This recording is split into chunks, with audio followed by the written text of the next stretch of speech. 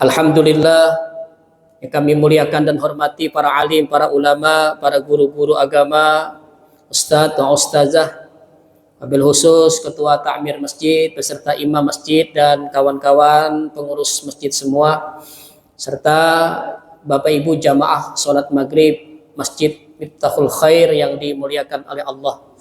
Alhamdulillah, segala puji milik Allah.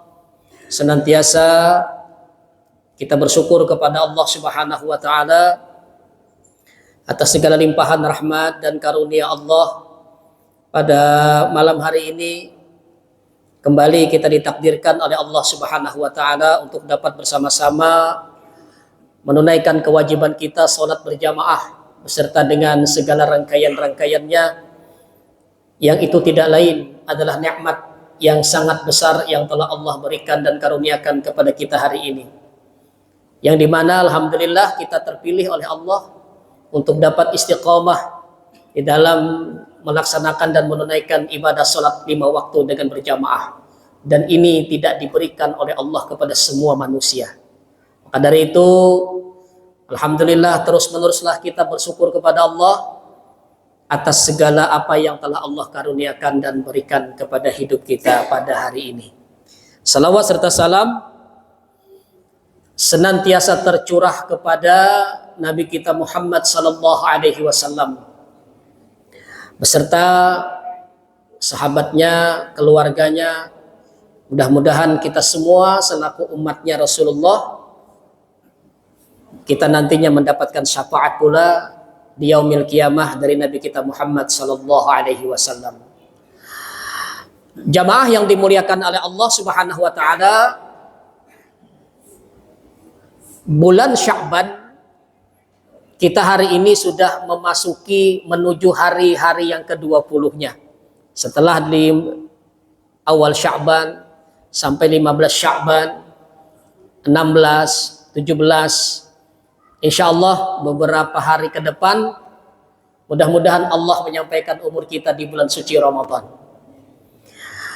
yang dimana insyaallah PP Muhammadiyah sudah menyampaikan sesuai dengan hasil daripada keputusan Dewan Tarzihnya bahwa 1 Ramadan itu jatuh pada 1 Maret. Pemerintah beserta ormas Islam lain belum menentukan, tetapi kelihatannya insya Allah bersamaan. Kalau saya lihat dari berbagai macam kalender dari Nahdlatul Ulama, dari ormas Islam yang lain juga sama. Kelihatannya itu menetapkan juga dari kalender-kalender yang ada, kalender Hijriah juga kelihatannya pada 1 Maret. Syawalnya juga kelihatannya sama. Mudah-mudahan selalu senantiasa bersama, bersatu dalam kebersamaan kita. Jamaah yang dimuliakan oleh Allah, bulan Sya'ban disebutkan oleh Rasul sallallahu alaihi wasallam adalah terkadang di antara Rajab, Ramadan, di tengah-tengahnya itu bulan Sya'ban. Kata Rasulullah, ada sebagian dari orang yang lalai. Padahal bulan Sya'ban ini adalah bulan pengantar daripada bulan yang menuju bulan suci Ramadan. Nah, di dalam sebuah riwayat diriwayatkan oleh Imam Ahmad, di sini Rasul sallallahu alaihi wasallam, salah seorang sahabat yang bernama Usamah ini memperhatikan ini kegiatan Rasulullah sallallahu alaihi wasallam di bulan Sya'ban. Beliau melihat Rasulullah sallallahu alaihi wasallam di bulan Sya'ban ini memperbanyak puasa sunnahnya. Bahkan beliau mengatakan, aku tidak melihat engkau ya Rasulullah lebih banyak berpuasa sunnah selain di bulan Sya'ban. Artinya salah seorang sahabat ini memperhatikan Rasulullah berbuka terus berpuasa, bahkan ada juga beliau tidak berbuka terus berpuasa. Nah, Rasulullah Shallallahu Alaihi Wasallam menyampaikan, karena hadisnya itu panjang, beliau menjawab bahwasanya di bulan Sya'ban ini segala amal ibadah kita ditampakkan atau diperlihatkan di hadapan Allah. Aku, kata beliau, kata Rasulullah, ingin pada saat dinampakkan segala amal perbuatanku, amal ibadahku, pada saat itu berisi dengan segala ketaatan dan ibadah kepada Allah. Artinya di bulan Sya'ban, salah satu sunnah yang sangat baik yang diajarkan oleh Nabi kita Muhammad adalah memperbanyak berpuasa sunnah. Para ulama mengajarkan sampai daripada akhir-akhir daripada bulan Sya'ban, itu banyak para ulama berpuasa sunnah sampai menjelang masuknya 1 Ramadan. Artinya latihan, mulai dilatih, yang dimana biasanya perut kita kenyang, mulai sedikit demi sedikit supaya tidak kaget langsung, mulai dilatih untuk berpuasa sunnah. Karena kalau biasanya kaget, tidak terbiasa, maka akan bisa menyebabkan yang mungkin ada yang kita mempunyai sakit asam lambung. Tapi dengan diawali dengan perlahan-lahan, dengan kita terbiasa, insya Allah kita akan sehat. Yang kedua, amalan sunnah yang sangat baik yang diajarkan oleh Rasul Shallallahu Alaihi Wasallam adalah memperbanyak memohon ampun kepada Allah.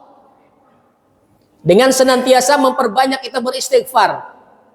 Kapanpun dan tempatnya dimanapun, silahkan. Selama tempat itu tempat yang baik, suci, dan memang tempatnya untuk pantas dan layak pada saat kita melaksanakan istighfar kita. Selesai sholat, bagus. Astagfirullah, astagfirullah. Duduk termenung sendirian. Pernah enggak Pak kita duduk termenung sendirian? Sering kan? Duduk. Kadang-kadang kita memikirkan tentang kehidupan kita. Biasakan duduk tersender atau duduk melamun. Terkadang kebanyakan dari kita itu memikirkan bahwa bagaimana kehidupan saya besok, atau bagaimana kehidupan keluarga saya besok. Kan rata-rata kita berpikir begitu. Di saat yang krusial berpikir seperti itu, maka jangan lupa kita tetap beristighfar kepada Allah. Beristighfar kepada Allah dengan banyak menyebut, memohon ampun kepada Allah. Mungkin pada saat itu kita lalai. Kata para ulama, pada saat kita merenung itu hati-hati. Hati kita bisa dibisikin setan. Kenapa? Karena pada saat kita merenung, pikiran kita kemana-mana, pikiran kita melayang kemana-mana, melihat sesuatu hal yang mungkin di luar daripada nalar kemampuan kita, terkadang kita bisa menjustis tentang kekuasaan Allah. Bisa itu hati kita timbul karena digosok oleh setan, merasa mungkin orang lain hidupnya lebih mudah dan lebih nyaman daripada kita, sedangkan kita hidupnya pas-pasan. Terkadang godaan setan itu datang, seolah-olah Allah berbuat tidak adil kepada diri kita. Ini berbahaya kata para ulama. Hati-hati kita. Nah, oleh karena itu pada saat mungkin duduk termenung, jangan lupa kita beristighfar. Astagfirullah, astagfirullah, astagfirullah. Karena istighfar ini pelebur dan pembasuh daripada berbagai macam kekurangan dan kekhilafan dan kesalahan kita. Kita keluar rumah saja sudah mungkin tidak mampu kita mengkondisikan daripada pendengaran kita dan penglihatan kita. Yang ketiga, amalan sunnah yang sangat baik, bersolawat, banyak bersolawat. Bersolawat kepada Rasulullah. Siapa yang ingin disayangi oleh Rasulullah, siapa yang ingin diingat selalu senantiasa oleh Rasulullah, banyak bersolawat. Banyak bersolawat. Allahumma salli ala Muhammad, Allahumma salli ala Muhammad, Allahumma salli ala Muhammad. Kenapa?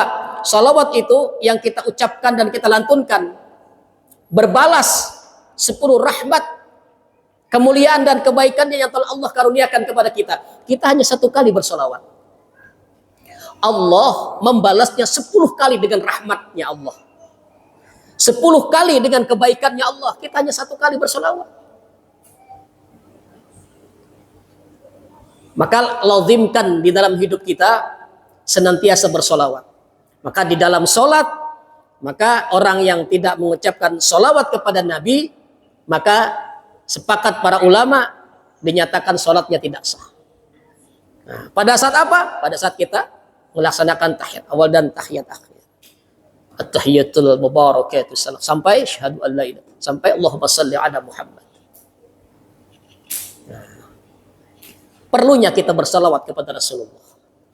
Yang itu akan menenteramkan dan menenangkan dan mendamaikan hati kita dari berbagai macam hiruk pikuk kehidupan yang kita hadapi pada saat ini.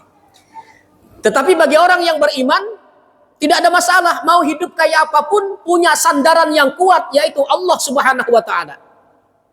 Tidak bingung, tidak berkeluh kesah. Kenapa? Kita punya Allah.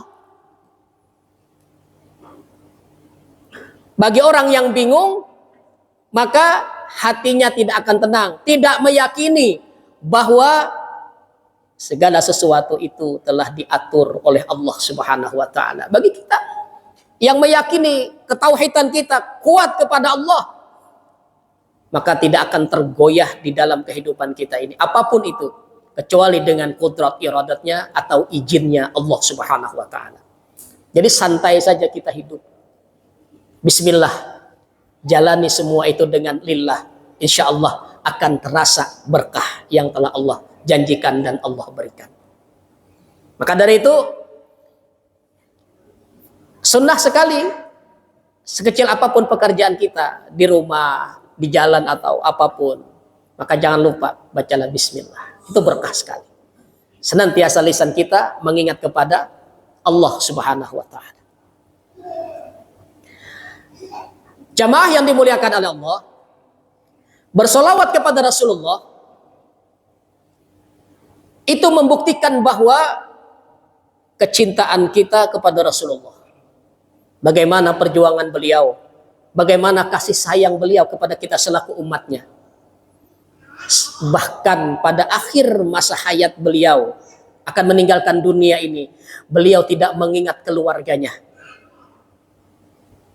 Beliau tidak mengingat siapapun selain daripada ummati, ummati, ummati. Beliau ingat dengan kita umatnya. Saking apa? Saking cinta dan sayangnya Rasulullah kepada kita selaku umatnya. Maka sudah sepantasnya lah dan kewajiban kita untuk senantiasa bersolawat kepada Rasulullah sesuai dengan kemampuan yang kita miliki. Ada yang mengamalkan solawat 100 kali sehari, silahkan, tidak ada masalah. Ada yang 500 kali, silahkan. Ada yang 1000 kali, silahkan. Yang penting inti dari bersolawat itu jangan minta yang macam-macam. Ada, mohon maaf, bersolawat 100 kali, nanti mintanya begini, tidak usah. Jangan kita niatkan seperti itu. Bersolawatlah kepada Rasulullah sebanyak-banyaknya bukti cinta kita kepada Rasulullah. Ada sebagian bersolawat 1000 kali misalnya akan mendapatkan begini, begini, begini, begini. Kalau bagi kita bersolawatlah sebanyak-banyaknya. Tidak usah mengharap apapun. Kita mengharap cinta dari Rasul Shallallahu Alaihi Wasallam itu sudah cukup. Betul tidak Pak? Iya. Banyak kita bersolawat, tidak usah mengharap yang lain-lain. Mengharap ridha Allah dan mudah-mudahan dengan banyak bersolawat kita dicintai oleh Rasulullah Shallallahu Alaihi Wasallam. Udah selamat kita. Allah ridho, Rasulullah cinta kepada kita, selesai. Bahagia hidup kita sudah. Dunia bahagia, akhirat selamat nantinya. Jamaah yang dimuliakan oleh Allah, ini yang berkenaan dengan masalah kemuliaan-kemuliaan di bulan Sya'ban. Tambah daripada keimanan kita, tambah daripada ketaatan kita, tambah daripada kemuliaan kehidupan kita, yang tidak lain kita kejar adalah rahmatnya Allah menyongsong datangnya bulan yang mulia, yaitu bulan suci Ramadan. Jamaah yang dimuliakan oleh Allah, melanjutkan daripada kemuliaan bulan Sya'ban masuk kepada bulan suci Ramadan. Yang perlu kita ketahui, bulan suci Ramadan, perintah dari Allah untuk menunaikan ibadah puasa. Nah, yang perlu kita perhatikan adalah ada firman Allah, wa 'alal ladzina yutiqunahu fidyatun ta'amu miskin. Siapa-siapakah orang-orang yang boleh membayar fidyah? Ini masuk ke dalam kajian hukum fikih. Ini harus kita ketahui. Kenapa? Karena kita punya istri, punya anak, punya keluarga, punya tetangga, dan punya kerabat. Nanti ada yang bertanya kepada kita, siapa yang diperbolehkan membayar fidyah? Kategori orang-orang yang kayak apa? Ini harus kita sedikit, kenapa? Karena kita harus belajar dan harus menuntut ilmu itu perlu. Kenapa? Supaya di dalam menjalankan kehidupan kita ada pelajaran yang sangat baik yang kita pahami. Fidyah adalah keringanan dari Allah bagi orang-orang yang tidak mampu berpuasa. Ini, yang tidak mampu berpuasa. Siapakah mereka? Disebutkan di dalam hukum fikih bahwasanya orang yang bisa membayar fidyah ada dua kategori, ada dua kategori lagi yang berbeda. Yang pertama adalah orang yang boleh tidak berpuasa Ramadan dan cukup hanya membayar fidyah adalah orang yang tua lansia. Orang tua lansia yang umurnya kira-kira kurang lebih sudah menginjak 100 tahun. Orang lansia yang sudah mendekati dengan fikun. Ini tidak berkewajiban lagi untuk berpuasa Ramadan. Cukup hanya dibayarkan dengan membayar fidyah. Dan orang tua lansia tidak wajib mengqadha Ramadan. Ini kalau mazhab daripada Syafi'i. Contoh, bagaimanakah contoh orang yang sudah lansia atau fikun? Ibaratnya beliau pada suatu saat, orang tua kita ini misalnya minta ambilkan air. Setelah kita ambilkan air, tiba-tiba aku tidak minta air, aku minta nasi. Nah, ini sudah tanda-tanda orang tua yang sudah lansia. Yang terkadang ingat, yang terkadang tidak, mungkin menaruh di sini, nanti nyarinya di tempat lain. Dan sudah fisiknya memang sudah lemah. Maka sepakat para ulama, ini boleh tidak berpuasa Ramadan, tetapi cukup hanya membayar fidyah dan tidak mengganti qadha Ramadannya. Ini siapa tahu kita punya orang tua kan, punya nenek. Kalau memang tidak mampu berpuasa, jangan dipaksa puasa. Yang kedua adalah orang yang sakit. Nah, orang yang sakit ada klasifikasinya. Sakit yang bagaimana? Sakit yang sudah mendapat vonis dokter bahwa penyakitnya itu tidak akan sembuh lagi. Ada Pak kira-kira? Ada kan? Ada. Contoh, mohon maaf. Ada seseorang yang kena penyakit diabetes. Yang pada awalnya kaki kena dipotong sedikit. Sampai potongannya biasanya sampai ke atas lutut. Ini sudah divonis dokter berat untuk disembuhkan. Maka orang yang demikian boleh tidak berpuasa Ramadan dan tidak mengganti qadha Ramadan. Orang yang sakit. Dan itu memang sakit yang sudah mendapat vonis dokter untuk susah sembuhnya. Bagaimana dengan kita yang hanya sakit datang-datangan? Tiba-tiba pada saat puasa Ramadan sakit gigi. Buka saja Pak, berbuka saja, jangan ditahan sakit. Kita nanti boleh menggantinya di luar bulan Ramadan. Misalnya sakit perut, jangan Bapak tahan. Allah tidak menyusahkan. La yukallifullahu nafsan illa wus'aha. Allah tidak menyusahkan. Sakit perut pada saat kita berpuasa, kalau memang sudah tidak tahan, buka Pak, ambil minum obat, ikhtiar kita. Jangan maksa. Sakit gigi misalnya, pernah puasa sakit gigi? Sering. Dan itu terjadi kepada kita masing-masing mungkin. Sakit gigi, kalau memang sudah sakit siang hari Ramadan, kita puasa, buka aja Pak, minum obat. Ada waktunya nanti di luar Ramadan kita membayar daripada ketinggalan puasa yang pada saat kita sakit tersebut. Ada, Allah tidak memberatkan. Kenapa? Karena pada saat menjalankan ibadah puasa, mungkin yang bagi kita rajin beribadah berpuasa, ada suatu saat kita sakit. Jangan dipaksa dilanjutkan, berbuka saja. Beda kalau dengan, mohon maaf, orang yang sakit mah, katanya mahir. Mahir itu, nah, dikit-dikit mah, sedikit-dikit mah. Ini beda Pak. Kadang-kadang ini menyengaja, mohon maaf. Wah, dikit-dikit sakit mah, pada orangnya sehat saja. Ya kan? Ini tidak boleh. Tidak boleh seperti ini. Dikit-dikit sakit mah, dikit-dikit sakit mah, tidak bisa. Padahal Allah sudah menyuruh pada saat syahur. Pada saat syahur kan ada tuh obat medis, misalnya kayak minum Milanta atau obat-obat yang apa namanya itu, yang mencegah daripada.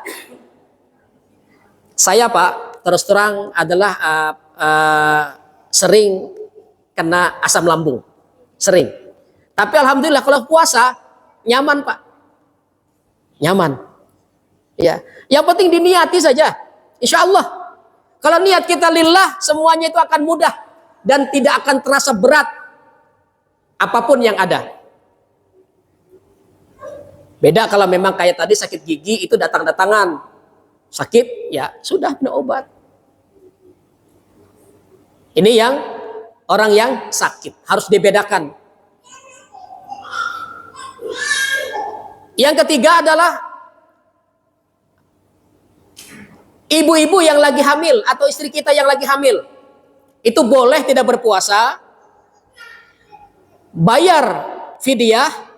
Kalau mazhab Syafi'i wajib mengqadha Ramadan. Wajib membayar ketinggalan puasa Ramadan yang ia tidak kerjakan. Oleh karenanya itu jamaah yang dimuliakan oleh Allah, apabila kita menemukan istri lagi hamil, anak kita mungkin, menantu kita yang lagi hamil, ajari mereka untuk berpuasa sesuai dengan kadar dan kemampuannya terlebih dahulu. Jangan langsung, kamu nggak usah puasa karena kamu hamil. Salah. Kata para ulama tidak begitu. Jadi bagi orang yang hamil, dicoba dulu sesuai dengan kemampuan dia untuk berpuasa. Kalau sudah memang pada saat dalam perjalanannya 1 jam, 2 jam, 3 jam tidak mampu berpuasa, silahkan berbuka. Ini yang sebenarnya yang sesuai dengan hukum fikihnya. Tidak serta-merta, belum dicoba, belum dilaksanakan, sudah diponis. Kamu udah usah puasa karena kamu lagi hamil. Salah. Yang sebaiknya adalah, yang sebenarnya adalah kita coba dulu. Sampai di mana kadar kemampuannya. Ada itu banyak ibu-ibu yang hamil yang tahan puasa Pak. Karena memang imannya kuat, puasa. Puasa banyak itu. Padahal kondisi lemah. Tapi karena keyakinan dan keinginannya berpuasa Ramadan kuat, tahan. Banyak yang tahan. Banyak yang tahan. Tapi kalau sudah diberi peluang duluan, kamu dosa puasa lah. Tidak apa-apa orang yang lagi hamil. Iya betul. Orang yang lagi hamil, ada keringanan dari Allah, cukup membayar fidyah dan mengganti qadha Ramadan. Kalau ini mazhab Syafi'i, ada mazhab yang lain berbeda. Yang keempat, ibu-ibu yang lagi menyusui. Itu diberi keringanan oleh Allah. Dan sama ini, kalau mazhab Syafi'i, dia tetap wajib mengqadha, membayar Ramadan yang dia tinggalkan. Tetapi dia berkewajiban juga untuk membayar fidyah. Bayar fidyah. Jadi ibu-ibu yang menyusui, tetapi kalau ibu-ibu itu sanggup, kuat, bagus, baik. Kenapa? Air ASI yang dikonsumsi oleh anaknya itu adalah air ASI yang penuh dengan berkah. Kenapa? Karena ibunya lagi berpuasa. Nah, tapi kalau memang ibunya tidak sanggup, tidak mampu, kita selaku suami jangan memaksa, jangan dipaksakan. Kalau sudah tidak sanggup, tidak mampu, berbuka saja. Karena memang ada tanggungan yang telah ditetapkan di dalam kehidupan. Jamaah yang dimuliakan oleh Allah, berapa jumlahnya, berapa kadarnya fidyah tersebut? Kalau dibayar dengan bahan makanan pokok kita.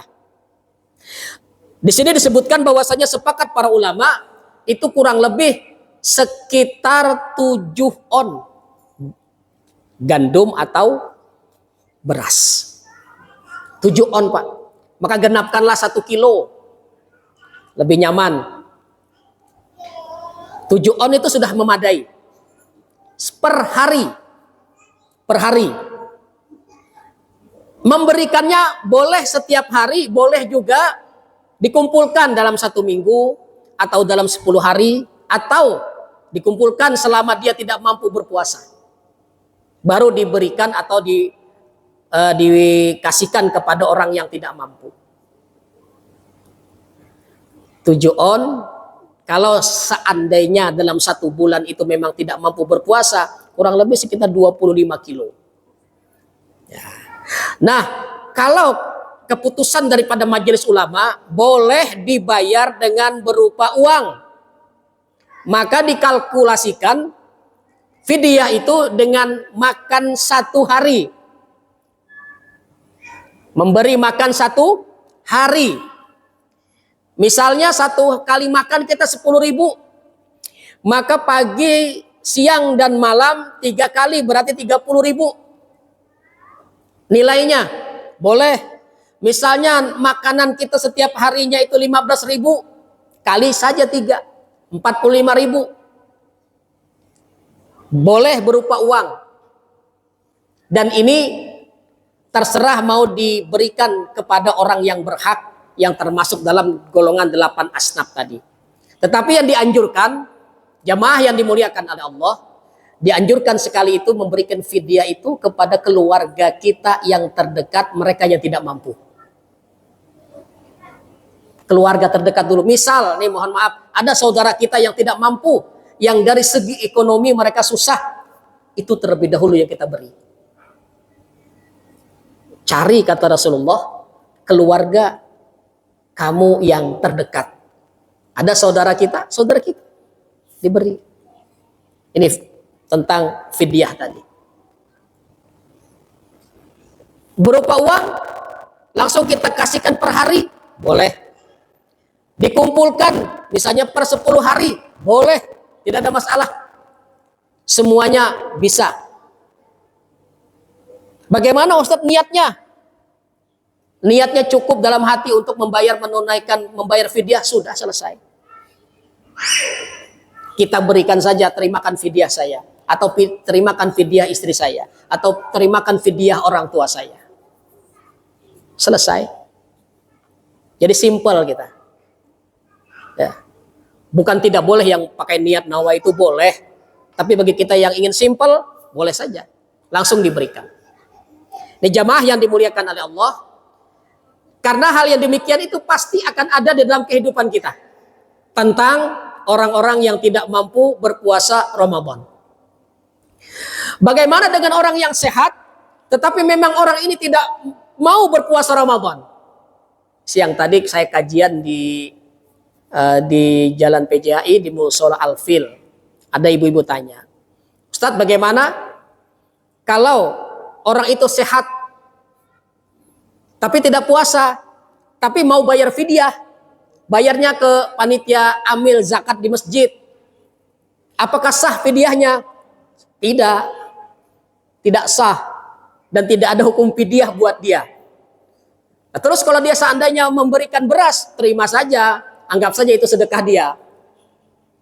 Ya, jadi kawan-kawan nanti panitia zakat di masjid masing-masing, kalau ada itu Pak, bawa beras 25 kilo, pluk, nggak ngaruh. Ustadz, saya mau bayar fidyah. Yang mau sampean bayarkan siapa? Saya sendiri. Kenapa? Saya tidak mampu puasa karena saya bekerja.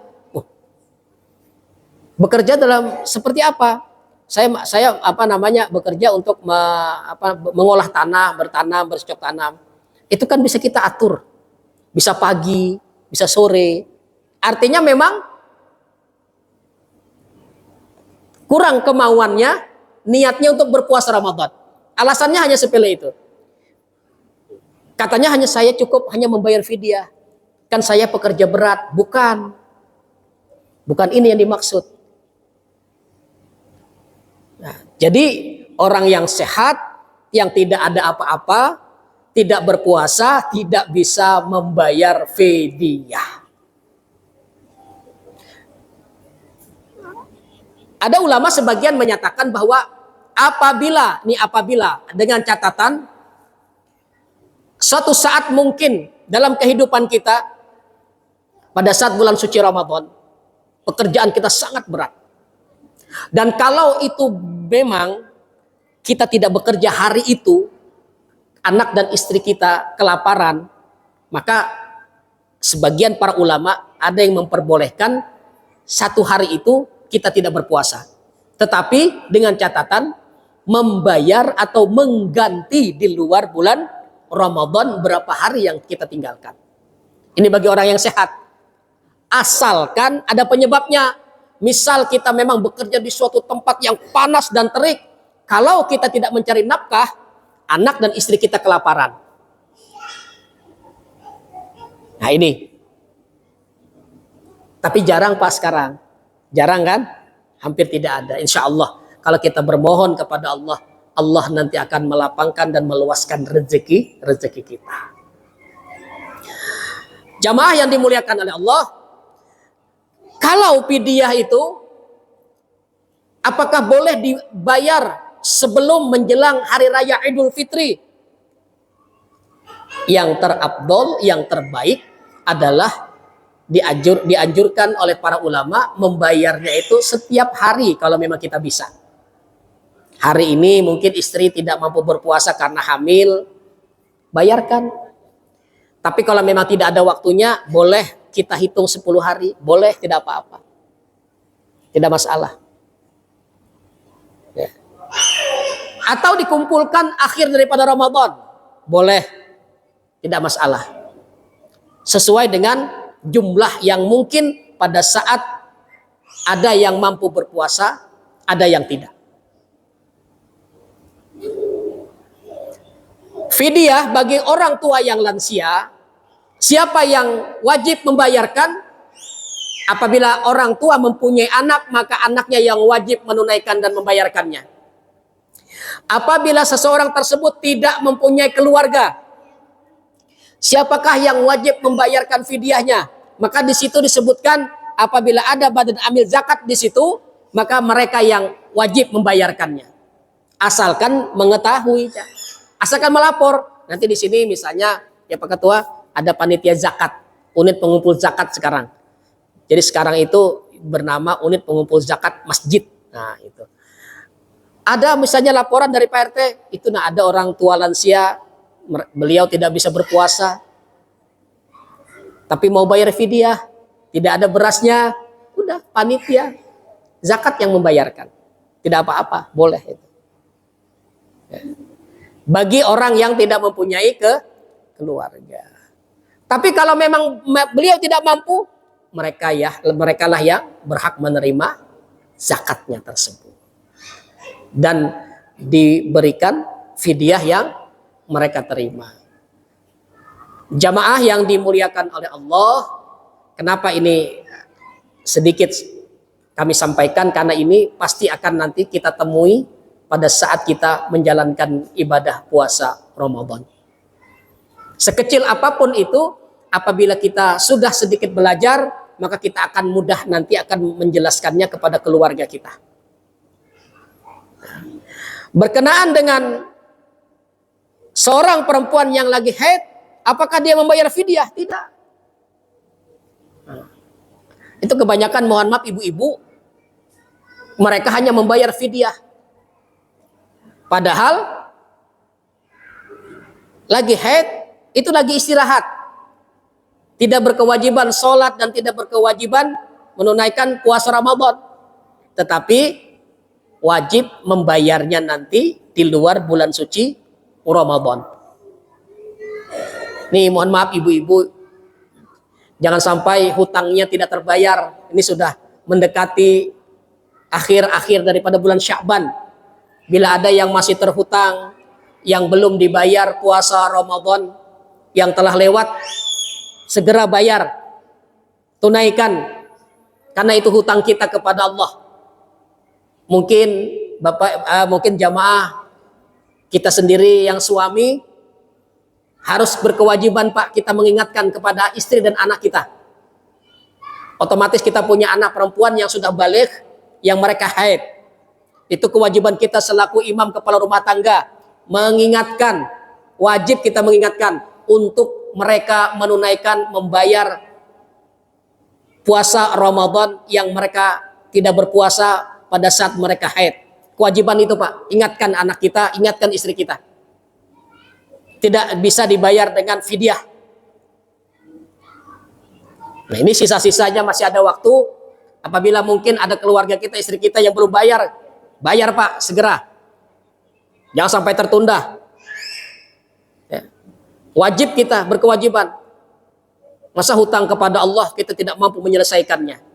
Hutang kepada sesama manusia, kita berkewajiban untuk mengusahakannya. Ini kewajiban kita. Kewajiban kita harus mengingatkan. Mengingatkan, jangan sampai lalai. Jangan sampai masuk satu Ramadan baru mau membayar, tidak bisa.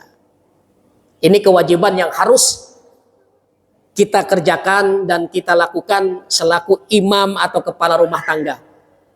Harus mengingatkan terus-menerus kepada istri dan anak-anak kita yang perempuan agar menunaikan haknya yang telah menjadi ketentuan Allah Subhanahu wa taala.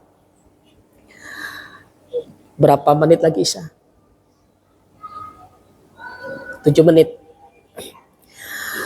Jamaah yang dimuliakan oleh Allah, maka mudah-mudahan Allah Subhanahu wa taala memberikan kita sehat walafiat.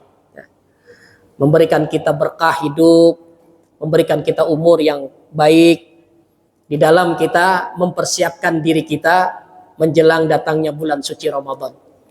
Saya yakin semuanya kita umat Islam yang beriman itu gembira. Hati kita itu berbunga-bunga, bersuka cita kita menanti datangnya bulan suci Ramadan. Ya. Hati kita itu berbicara dengan senangnya, dengan gembiranya.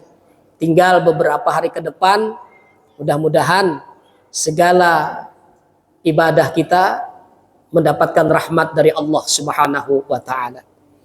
Tingkatkan amal ibadah kita. Bulan Ramadan, bulan yang penuh dengan ampunan Allah.